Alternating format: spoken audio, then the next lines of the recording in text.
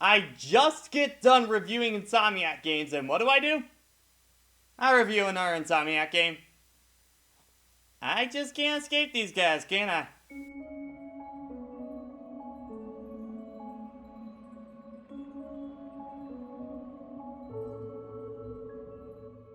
Even though Insomniac is primarily known for the Spyro and Ratchet and Clank series, in recent years they've started to branch out a little bit more, with games like Resistance, Sunset Overdrive, and today's focus, Song of the Deep, released for the PS4, Xbox One, and Steam. The company was teasing the game for a while during the hype of Ratchet and Clank PS4, and when it was revealed, it kinda threw people off and it wasn't exactly what they were expecting. But the biggest news to come out of this announcement was that it was being published not by Sony or Microsoft, but by GameStop. Yeah. It was odd for sure, and I was following the game for a while, but never really excited for it. But then I stumbled into my local game store because I just happened to be in the area, and I saw a big display for the game complete with a demo, played it, enjoyed what I played, and then learned that the physical copy price was the same as the digital version at only 15 bucks. That's actually kind of rare for these types of games. But then they would give me a discount on some merchandise if I bought the game, and they would let you pick up the game one day early if you pre-ordered the physical version. I mean, say what you will about the company, but for the launch of their first game, definitely hitting a lot of the right buttons. And I should probably say this now to save myself the hassle in the comments. No, GameStop didn't pay me at all, I wasn't given a review copy of the game, nothing like that. I just like to compliment people when they do cool things to sell their games. Especially, with the deal I got on this pop figure. I'm not a big fan of these usually, but I really like the detail on the sub, and you can deattach Merryn, and, it looks really nice on your desk. I've had this up the entire time while I've been doing this review, and okay, I'll stop, alright? So, is Song of the Deep worth the plunge? Well, let's dive in and find out. By the way, I really miss the days of manuals, what's the point of even having these clips here if you're not going to put anything in there? I don't get it. Our story centers around a young girl named Merryn and her father. Merryn's father. He's never given a name. Well, despite having no name and no money, the two have lived a happy life with each other's company. Merryn's father would spend the day as a fisherman and go out to sea, while Merryn would light a candle for him at night to guide him back home.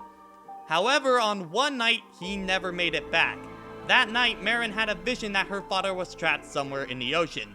Wasting no time, she somehow creates a submarine out of spare parts that not only doesn't break as soon as it's put into the water, but can survive pressure being thousands of leagues below the sea. How does that even... video games, screw it. With this swimming piece of magical science, she starts to search for her father and bring him home. For the most part, this plot is straightforward and right to the point. The intro alone does enough to where you want to help Merryn find her father and you want to see the two reunite. But what I just talked about was most of plot A, or just Merryn's goal going into this adventure.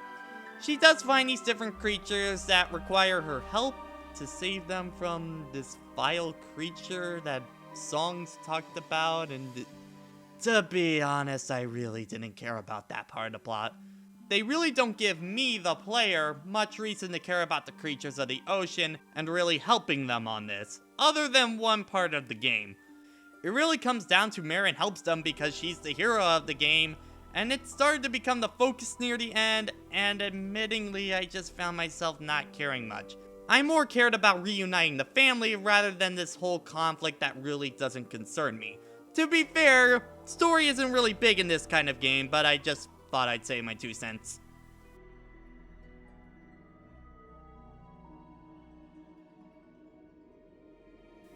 Song of the Deep isn't the most impressive looking game out there, but the game looks pretty nice overall. It really does capture both sides of the underwater world. The beautiful, colorful, and wondrous side, and the dark, mysterious, and dangerous realm. And the game never spends too long in one environment, so you're never sick of it. Everything stands out in this world, and it really feels like a living, breathing ocean. The soundtrack is also very atmospheric. Not really catchy music, but it fits each environment perfectly and added to my immersion. Cutscenes are presented in a storybook style, with a narrator telling the tale here and there throughout the game, and it makes it very similar to a bedtime fairy tale, and it works pretty well. This game has actually been compared a lot to Child of Light, and I can definitely see why. They share a lot of similar factors, like the storybook feel, the one narrator, and the artistic style of graphics. Even though I think Child of Light wowed me a lot more than Song of the Deep in the art style, but that's more of a personal taste. But one thing that Child of Light definitely had over Song of the Deep: frame rate. Child of Light's free roaming sections on both PS4 and Wii U runs at a rock solid 60 FPS, but Song of the Deep is locked to 30 FPS on PS4, which is really odd. I know that Insomniac started to not target 60 FPS in 2009. I really didn't mind it in a game like Ratchet PS4, mainly because, just look at this game, it looks beautiful! This game really doesn't feel like it's pushing the PS4 at all, so why lock it to 30, especially when the trailers show it running at 60? So Song of the Deep's presentation is good, but I don't think it will wow you in any way, which is unfortunate coming from a company like Insomniac. But is the gameplay enough to carry this ship afloat? Song of the Deep is a Metroidvania. If you're unfamiliar with the term, it's the type of game that stuff like Super Metroid and Castlevania Symphony of the Night are structured like, where you have a big open world that you can explore more of as you gain abilities that you can use to traverse previous areas. But Song of the Deep is more focused on the actual exploration of the world. This world is huge, and you're gonna have to explore all of it if you want to find your father. The sub doesn't start off with much, but as you progress, you can acquire a claw to attack and move objects, a propeller to move your sub faster and fight currents, 3 types of missiles to use in combat, spotlights to guide yourself, and much more. One upgrade in particular will allow Merryn to travel outside the sub and swim wherever she wants. She has a knife later on that you can use to cut obstacles or move light beams around, and don't worry, she has unlimited air supply. Through a seashell. This girl just cannot go an hour without breaking the laws of science, okay. You can collect upgrades such as more health or ammo, or even find treasures. The treasures you can convert into coins that you can use at hermit crabs to buy upgrades, such as more damage or faster regeneration for your sub. Everything you need is laid out on your map that you can access at any time. It will show you any save points, treasures, or items left in the world that you haven't reached yet, so you know where to go back once you have the proper upgrade. The map will always tell you where you are and where your goal is. However, it will only show you the spot where you need to go, so how you end up getting there is for you to figure out. You may have multiple objectives at once, some being on separate ends of the map, but don't worry. You can use these portals to warp to other points you've been to save time when backtracking. And of course, along the way you have some certain puzzles that you need to do, such as reconstructing a statue, moving around these light beams, typical stuff. And honestly, that's about it when it comes to the gameplay of Song of the Deep. So what are the parts of this journey that I enjoyed? Song of the Deep definitely has a lot of elements that I enjoyed, some subtle, some big, so let's go over them. For one, Insomniac did a great job of making this feel like a living ocean. It's massive, mysterious, and honestly, I got kind of sucked into the world when playing it. Actually feeling like I was exploring the ocean and finding these different areas, making it so when I was able to navigate through the entire world flawlessly, that much more rewarding. Exploring is easily the best part of the game, and if you're one of those types of people that have to get everything on the map in a Metroidvania, you're gonna be the kind of person that definitely gets the most out of this game. Speaking of which, for the times that you do need to revisit areas, the warping system is really helpful for that, and you almost never have to go far from it to continue the story. So even when you do need to backtrack, you never actually have to travel that far to actually complete the game. And even when you are backtracking, it will lead to areas you haven't been to before, keeping things fresh. If you're only going for a few of the power-ups, the game will only take about 7 hours to complete. But this is one of the few games on my channel where I barely looked at the recording timer, and trust me, I was shocked to find out it was only 7 hours because it felt a lot longer than that. In a good way, trust me. One thing that kept me going and playing the game as much as I could was easily the atmosphere. They really make you feel alone, and it nails the feeling of being underwater perfectly. A major part of that is the music, which adds so much, especially themes like the Skeleton Reef. I could honestly listen to that song on repeat for hours. And another element that adds to the atmosphere is the scale. They really do make you feel small with how big their environments get, how almost every enemy is bigger than you, and how in these vast areas you take up such a small portion of the screen really add to making the sea feel endless, especially when you're outside the sub where that feeling is even stronger. Speaking of which, I really enjoyed exploring outside the sub, as Merryn's control felt really well done. It's just a shame that you don't get to do it that much. Another small touch I liked is Merryn's picture on the left of the screen. She'll react to anything around her, such as being happy when she gets treasure, or worried when her sub is on low health. I like that kind of stuff, and it goes a long way in this kind of game. And just like any other Metroidvania, I love finding upgrades all around the area and getting progressively stronger and stronger. Even if it's not an upgrade, getting treasure will allow me to get other upgrades in the shop, and customize my ship to my liking, which adds a lot of incentive to explore, collect everything, and encourages replay value. And this is a game I can easily see myself going back to every once in a while. But it's that time again, so let's get talking about the bad. Sadly, Song of the Deep doesn't do everything right, and it feels like a lot of these issues could have been easily fixed. One of those issues being the boss fights. There's only 2 in the entire game. And I would only call the first one a real boss fight, because the final boss is just an enemy gauntlet without you actually fighting the boss at all. Speaking of which, combat feels really underwhelming. Your claw doesn't do much damage until you upgrade it, and get the right gear to charge it up and take down anything in its way. And while your different missiles have different properties in the puzzles, in combat they really don't behave that different.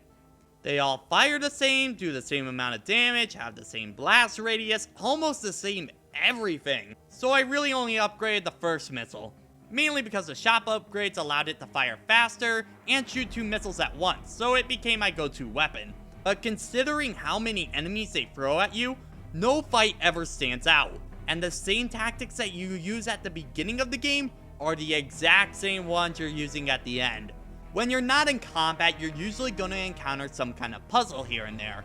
Some you do need to think through, like finding the pieces to a statue and putting it together, or these light beam puzzles that, holding the direction that you need to shoot the beams from, is a little uncomfortable. Mainly because you need to be precise and hold it, but it works for the most part. The puzzles that don't work are almost any that involve the physics engine.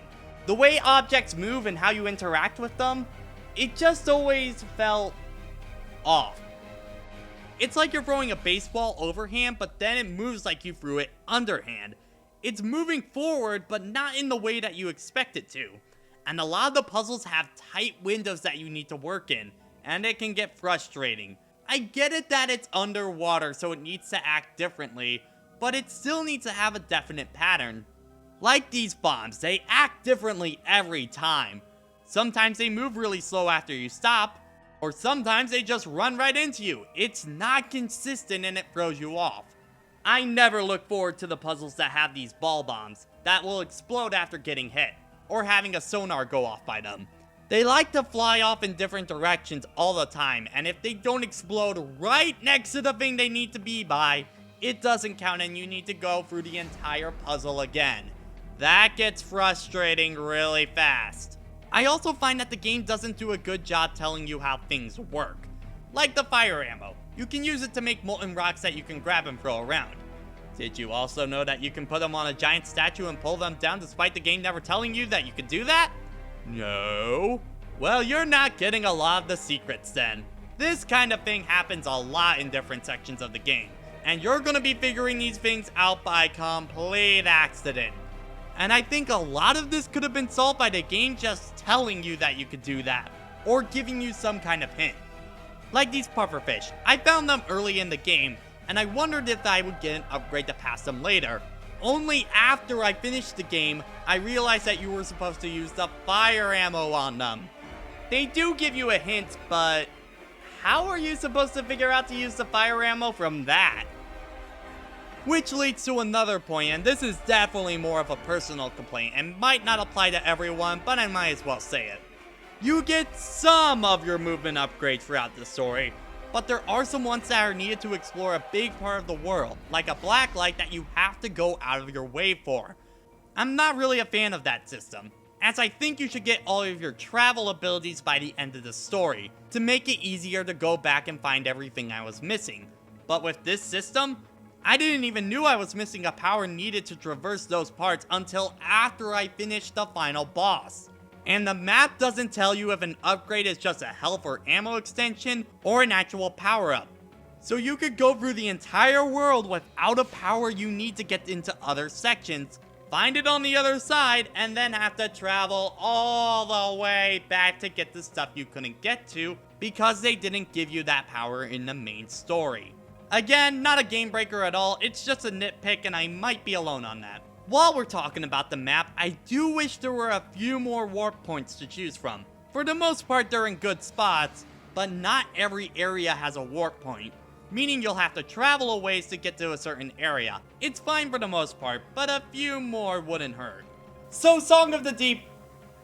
Wait, hold on a second. How is the electricity in the water not affecting the surrounding area at all?